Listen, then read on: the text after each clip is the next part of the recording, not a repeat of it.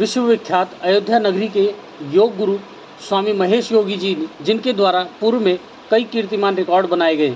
इसी कड़ी में कल श्री योगी जी ने अपने ही कीर्तिमान रिकॉर्ड मां सरयू की गोद में 2100 डुबकियां लगाने वाले रिकॉर्ड को पीछे छोड़कर बनाया नया विश्व कीर्तिमान। नया विश्व कीर्तिमान रिकॉर्ड 7 घंटे में 13,100 अनवरत डुबकियां लगाकर बनाया विश्व कीर्तिमान रिकॉर्ड, जो कि विश्व पटल पर भी बढ़ाया भारत का सम्मान, जिसका आयोजन दिव्य भारत निर्माण ट्रस्ट अयोध्या जी द्वारा किया गया।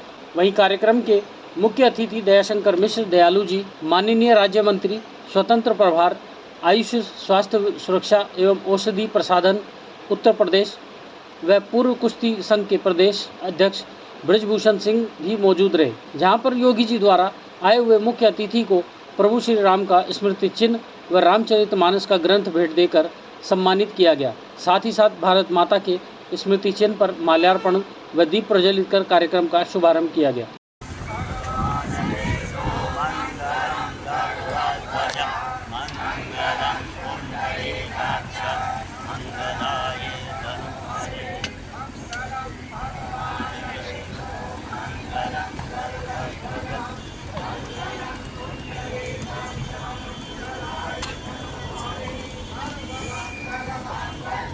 शिवे सर्वाधि साधिके स्मरे त्र्यंबके गौरी नारायणी नमस्तुते।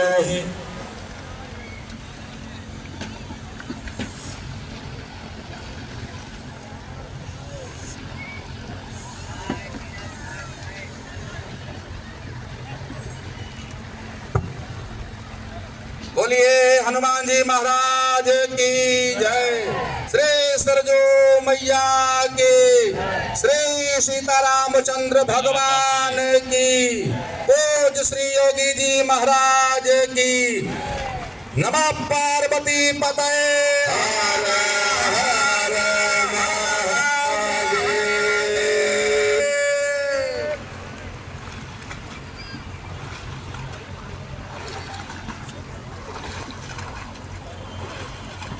सरजू मां की पवित्र गोद में उपस्थित समस्त भारतवासी श्रद्धालु जन, आप सभी को पुनः एक बार विदित कराया जा रहा है कि सम्माननीय हमारे सज्जनों के बीच में अतिथियों के सम्मुख आप सबके मध्य पूज्य परमादरणीय श्री महेश योगी जी श्री हनुमानगढ़ी से आज 11,000 डुबकियां लगाना आरंभ कर दिए हैं।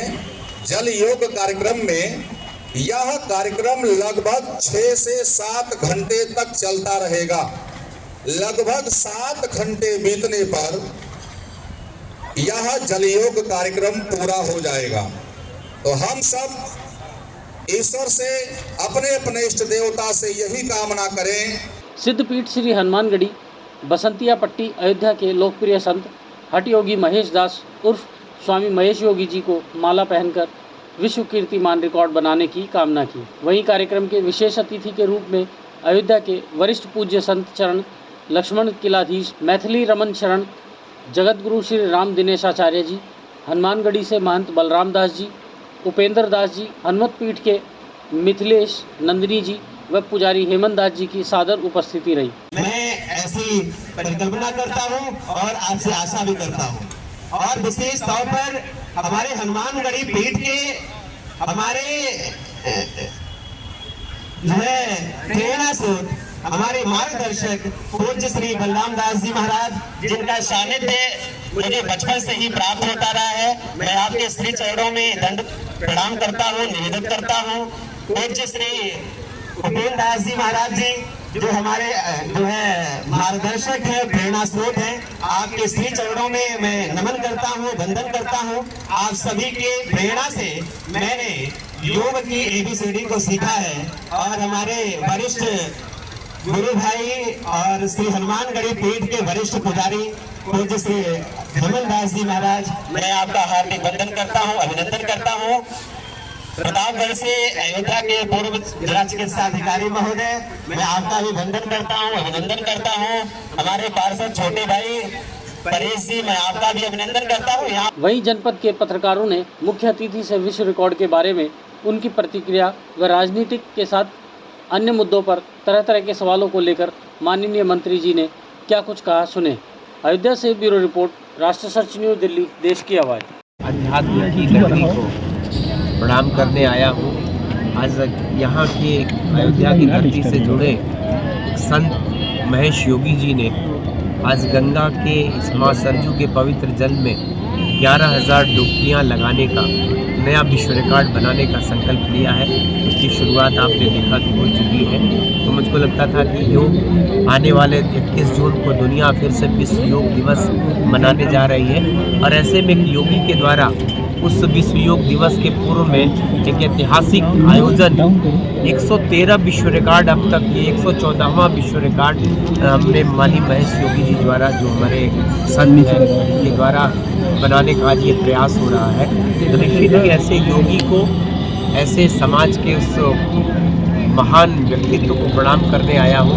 योग की सुविधा को, जिसको कि माननीय नरेंद्र मोदी जी ने, हमारे देश के यशस्वी प्रधानमंत्री जी ने और उत्तर प्रदेश के मुख्यमंत्री योगी आदित्यनाथ जी ने सारी दुनिया में स्थापित कर रहा है। आज सारा संसार 21 जून को आपको योग करते हुए दिखेगा, और इसके लिए हम कहीं न कहीं से देश के यशस्वी प्रधानमंत्री जी के आभारी हैं कि भारत की सनातन विधा को उन्होंने सारी दुनिया में स्थापित कराया। और आपको मेरी बात जानकर आश्चर्य होगा कि 21 जून को विश्व योग दिवस के रूप में संयुक्त राष्ट्र ने संसार में सर्वाधिक देशों के लोगों ने इसको अपनी सर्वसम्मति से इस प्रस्ताव को पारित किया है। ये 10वां अंतर्राष्ट्रीय योग दिवस भारत मनाने जा रहा है। विश्व मनाएगा 21 जून को। उसी की तैयारियां पूरे देश में चल रही हैं। गांव-गांव, हर धार्मिक स्थलों पर, हर हमारे ऐतिहासिक धरोहरों पर, नदियों के किनारे, उस दिन भी 21 जून को अयोध्या में भी जो भगवान राम की पैड़ी है, इस स्थान पर यहाँ योग करते हुए आपको पूरी अयोध्या नगरी दिखेगी। काशी में भी माँ गंगा के किनारे, बाबा विश्वनाथ के मंदिर में।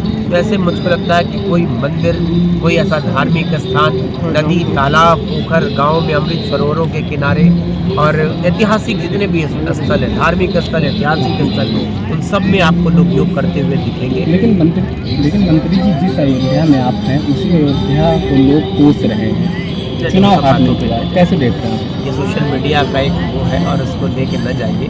अयोध्या सर्वदा पूजनीय थी, सर्वत्र पूजनीय रहेगी। उसके लिए कभी कोई इस तरह का ऐसे कमेंट उचित नहीं है। यूपी में जो सीटें की संख्या कम हुई, उसको लेकर टीम तैयार किया गया है। आज अयोध्या में बैठक हो रही है, लगातार मंथन किया जा वो रहा एक है। चिंतन मंथन का विषय है। निश्चित ही अंतर्मन में झांकना चाहिए कि हमसे कहाँ कमियाँ रह गई। संगठन विशेषकर इन चीज़ों पे देखता है कि हमारी तैयारियों में क्या कमी रह गई, हमारे कार्यकर्ताओं के द्वारा क्या कमी रह गई। तो हमेशा अपनी गलतियों को स्वीकार करना चाहिए और अंतर्मन में झांककर चिंतन और मंथन करना चाहिए। पार्टी का संगठन वही कर रहा है, उन विषयों को, उन चीज़ों को तलाश रहा कि कहाँ से हमसे क्या कमी रह गई। तो निश्चित ही एक बहुत ही सराहनीय और सार्थक प्रयास है। उसके बाद उपचुनाव आने वाले हैं, तो उसके पहले क्या जो कमियां हैं? चुनाव के पहले फिर से हमारे कार्यकर्ता रिचार्ज होंगे, फिर से संगठन। तो भारतीय जनता पार्टी का सिपाही, तो कार्यकर्ता कम है, सिपाही ज़्यादा है, और वो सदैव हमेशा सड़कों पे काम करता है, ज़मीन पे, धरातल पे उतर के काम करता है, समाज के बीच में काम करता है, और ये इन चीज़ों से उसका मनोबल टूटने वाला नहीं है। वो फिर से नए उत्साह के साथ, उन्हें उत्साह के साथ काम करेंगे। कमी कहाँ मानते हैं? 3 मिनट बैठक के दौरान कहा गया किसी व्यक्ति को, मैंने कहा ना, ये व्यक्ति दोषी नहीं है। वातावरण आपने देखा, मौसम की तल्खी, मौसम की गर्मी, वो भी एक कारक है। हमारे उसी आपने कहा ना कि चिंतन का दौर है, चिंतन मंथन चल रहा है, और जो रिपोर्ट आएगी उस आधार पर हम लोग कहने की स्थिति में होंगे कि क्यों। ऐसे ही अपने क्षेत्र व अपने आसपास की खबरों, देश दुनिया की ताज़ा तरीन सभी खबरों को देखने के लिए देखते रहिए राष्ट्र सर्च न्यूज़ चैनल। खबरों की लेटेस्ट अपडेट पाने के लिए हमारे चैनल को लाइक व सब्सक्राइब करना ना भूलें, और कमेंट के द्वारा खबर के प्रति अपनी राय जरूर दें।